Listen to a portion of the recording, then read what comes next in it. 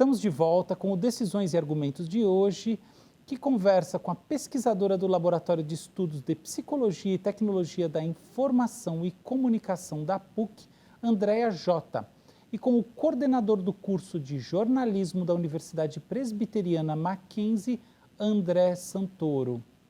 Andréa, como, afinal de contas, a psicologia entra no tema da tecnologia da informação?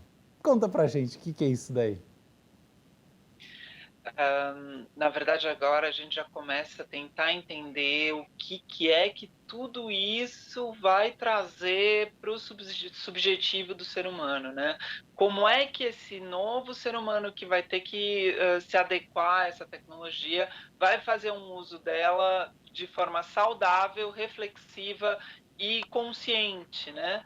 Porque aí a gente volta para o que o André estava falando lá no comecinho, que é a questão da informação e da desinformação. Então, a Uhum. partir do momento que a gente tem um ser humano que consiga ter informações o suficientes, para saber como que isso é feito, a gente também tem um ser humano mais questionador, mais protagonista, mais com vontade de entender as coisas. Então, esse trabalho agora, ele vem com essa psicologia que passa um pouco, ultrapassa um pouco os limites do consultório e vem para os limites da internet, tentando fazer com que esse ser humano seja um ser humano saudável, porque a internet está aí, a gente não tem mais como. Isso a gente brinca que tecnologia a gente chama quando a gente ainda não deu nome para a coisa, Aham, né. muito Eu acho que legal. hoje já está mais do que nomeado, e a partir do momento que já está mais do que nomeado, passa a ser pano de fundo. Então daqui para frente a gente não tem mais como ficar off, então a gente tem Uhum. que aprender a ficar on e de maneira saudável. Eu Muito acho que é legal. assim. Adorei o que você disse. Deixa eu te fazer uma pergunta em cima do que você falou. Do ponto de vista da clínica, seja clínica psicológica e psiquiátrica, quanto à clínica médica de maneira geral, existem fortes tendências de trazer bots, pelo menos para o screening inicial. Então a gente tem, por exemplo, na Inglaterra, o Babylon, que é hoje em dia um aplicativo que está inclusive conectado ao National Institute of Health da Inglaterra e, portanto, ele serve de primeiro screening para, subsequentemente, os médicos fazerem videoconferência e no final das contas, prescreverem drogas e acompanharem esse processo remotamente. A gente tem vários outros aplicativos sendo lançados nos Estados Unidos e no Brasil a gente ainda não tem nada muito forte nesse sentido, porque o CFM, o Conselho Federal de Medicina e o Conselho Federal de Psicologia não são muito simpáticos à ideia. Mas ainda assim, muita gente vem falando que isso é uma tendência daquelas tipo Uber, que é a destruição criativa que vem derrubando as coisas no caminho e que gera um monte de contramovimentos, mas que no final termina se impondo. Como você vê isso daí, como psicóloga mexendo com teoria da informação? Você acha que essas ferramentas que entram na consulta clínica, elas são capazes de trazer algum tipo de benefício? Existe um espaço para elas ou nenhum benefício, ou ao contrário, elas trazem total benefício? Como você vê isso daí para a medicina e para a psicologia?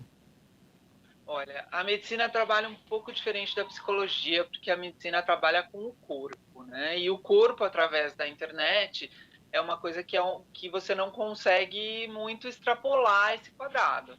A psicologia funciona por um caminho diferente. Sabemos que o CFP, nós lá no núcleo, há 20 anos a gente vem sofrendo esse tipo de preconceito, que diz que, então, a mente também não pode ser tratada pela internet. E a gente vem provando paulatinamente, ao longo dos últimos 20 anos lá no laboratório, de que sim, a mente consegue sim extrapolar essas barreiras do físico, né? Então, as nossas ideias conseguem se propagar pela internet. Não é todo mundo que pode usar esse tipo de comunicação, não é todo mundo que pode atender através da internet, mas sim, hoje a gente já tem seres humanos, e eu acredito que teremos cada vez mais seres humanos com a entrada dos novinhos aí de 20 para cima, que se comunicam pela internet da mesma forma que se comunicam fora dela. Eles têm essa capacidade, eles têm isso como plus. Uhum. Para os mais antigos é um pouco mais difícil, mas para os mais novos, alguns se dão super bem com isso, outros não. Outros não. Então, Então, o que a gente propõe, né, como tratamento é sempre uma coisa a mais. A gente não vem para excluir nada. A tecnologia, a internet, ela não vem para excluir nenhum comportamento. Ela não vem para você deixar de comer, ela não vem para deixar, ela vem para te dar mais uma forma de fazer. uhum. Mas para ajudar a nossa audiência a se situar nesse assunto que certamente é distante da vida deles, exceto na hora que eles precisam contratar a psicólogo, o psicólogo, o médico, a médica. Você, então, em resumo, vê sim um espaço para a clínica feita digitalmente. Você acha que ela não é uma clínica por natureza Eu, ruim? a gente não, a gente não só vê como a gente faz isso, Ah, tá. como pesquisa dos últimos 10, 12 anos a Tá, gente vem não fazendo. sabia que o seu laboratório era clínico. Tá. O que a gente atende de demanda espontânea da comunidade, para você ver como o trabalho funciona. A gente começou Uhum. por e-mail e hoje a gente está com Skype, etc. Mas, assim, o que a gente não vê com bons olhos é justamente a transformar isso num Uber. Uhum. Tá? Ela tem que ter setting terapêutico, ela tem que ter vínculo, ela tem que ter uma série de instrumentalizações que a gente vem pesquisando ao longo dos últimos 15 anos que são importantes e que não devem ser tratadas como Uber. O Uber, por exemplo, ele não serve para ninguém ganhar dinheiro, só o Uber. Uhum. Né? Ninguém ganha nada Eu com o entendo Uber, o que só você o quer Uber. dizer. Não, não é possível que haja uma comoditização do profissional de saúde que a gente termine todos bem. Isso é ruim. Mas Exatamente, o veículo em si ser digital não é negativo. Tá exatamente. bom. Recentemente foi lançado um algoritmo de linguagem natural chamado GP3, que criou aí um grande auê no mercado, fundamentalmente porque ele se mostrou capaz de escrever textos que foram confundidos com textos produzidos por humanos. Quem publicou um desses, que fez bastante barulho na internet, foi o The Guardian. Claro que destacando para todo mundo que aquele era um texto produzido por um algoritmo. De qualquer maneira, existe uma tensão em torno da área de produção de notícias do jornalismo, que evidentemente não é o jornalismo como um todo, não é a parte editorial, não é a parte ensaística, enfim, é só a parte mais básica de como reportar uma notícia, que está sendo muito discutida, muito, às vezes até tensionada por esse debate. Como você vê isso? Você acha que existe um papel para algoritmos produzindo reports de notícia, eventualmente resolvendo alguma coisa sobre credibilidade de fonte, assim, automaticamente puxando dos grandes jornais do mundo, ou não, esse troço é justamente o contrário, isso é a comoditização absoluta do trabalho humano e do pensar. Como é que você... Conta aí para a nossa audiência como esses algoritmos aí impactam a sua área e o futuro disso para a gente. Vamos lá. Dos algoritmos em si, né, da programação e dos aspectos mais técnicos disso, eu confesso que eu não conheço muito, mas como jornalista, eu acompanhei a iniciativa do Guardian na Inglaterra e de várias outras empresas e veículos midiáticos que estão tentando, de alguma maneira, se adaptar a esses novos formatos. Uhum. Primeiro, eu acho que é importante dizer que isso não é uma tendência, nem uma preocupação e nem uma coisa para a qual a gente deva olhar com muito cuidado, porque em breve vai estar aí. Isso já está aí, isso já está acontecendo, né? Se eu pego, por exemplo, a produção de notícias que vão ser veiculadas em jornais, em sites noticiosos e em outros tantos cantos jornalísticos que nós conhecemos, ainda é pouco frequente, né? Então, existem algumas iniciativas pontuais nesse sentido. Agora, se a gente pega, por exemplo, o ambiente da comunicação corporativa, a comunicação corporativa lida o tempo todo com muita análise de dados, né? Então, por exemplo, vou dar um exemplo absolutamente fictício. Um presidente de uma grande empresa multinacional com atuação em dezenas de países, ele precisa estar informado cedo sobre assuntos, notícias, informações do cotidiano que têm direta ou indiretamente alguma relação com a empresa na qual ele trabalha, com a empresa que ele chefia. Essas informações, esses clippings, como a gente fala, né, essa reunião de informações relativas a um determinado assunto, já existem muitos softwares que fazem isso. Sim, você está falando um negócio muito importante. A organização dessas informações ela já é feita por inteligência artificial, né? Agora, do ponto de vista jornalístico, eu acho que existe um problema que é um problema ético, multidimensional. Tem um problema ético, que é o problema de nós, como seres humanos, produtores e reprodutores de informação, não sabermos exatamente como aquilo é processado dentro dos algoritmos. Isso é muito comentado, inclusive, no documentário que foi citado aqui anteriormente, né? O Dilema das Redes. Você tem lá programadores egressos de grandes empresas de tecnologia que dizem, não, nem a gente sabe direito como funciona isso. Então, se nem os programadores sabem direito como funcionam os algoritmos, talvez a inteligência artificial esteja escolhendo e selecionando informações de uma forma que talvez não seja a forma mais eticamente recomendável. Isso é um problema. O outro problema, para encerrar, é que a recepção, né, o leitor, o usuário da internet, o ouvinte, espectador, enfim, seja qual for o receptor, ele precisa sempre estar muito bem informado sobre a informação que ele recebe. Ele precisa saber qual é a fonte daquilo, se aquilo foi feito por um ser humano, se não foi, se aquilo teve um suporte tecnológico durante o processo de elaboração de uma notícia, por exemplo, né? O que a gente vê muitas vezes hoje é que as pessoas não sabem de onde as informações vieram. As pessoas não sabem sequer diferenciar uma informação que é essencialmente jornalística de uma informação que tem um viés um pouco mais publicitário. Isso é um problema ético hoje no jornalismo, né? Agora, como é que vai diferenciar o que é feito por um algoritmo do que é feito por um ser humano? Eu imagino que seja muito difícil, inclusive porque uma das formas de calibrar o algoritmo vai ser justamente para que ele engane a pessoa que vai receber a informação, para que ela acredite que aquilo foi escrito por um jornalista. Então, existe um problema ético em torno disso que certamente vai ser muito discutido ainda, na minha opinião. Perfeito. Justamente você citou um negócio muito importante, que é essa capacidade do algoritmo de se passar pelo jornalista, né, a partir do treinamento, da automação. Isso existe mesmo, tem um tipo de algoritmo específico para isso, chama-se rede neural adversativa, ou GANs, e são elas que são usadas na maior parte das fake news.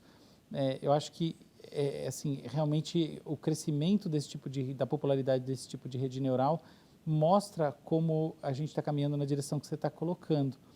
Acima de qualquer coisa, eu acho que existe mesmo uma questão ética sendo colocada, e eu gostaria de finalizar aqui com uma pergunta para a Andréia.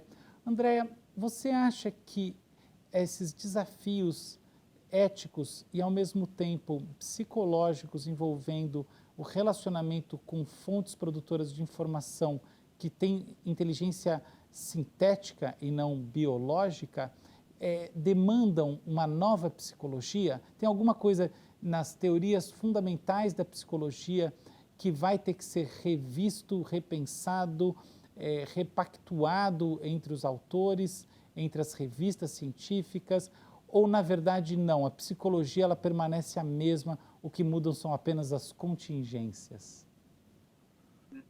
Não, eu acho que a partir do momento que muda o ser humano, mudam também as psicologias. Não dá mais para a gente entender que o ser humano não mudou ou não vai mudar depois de acesso a essa quantidade insalubre de informação que a gente tem hoje.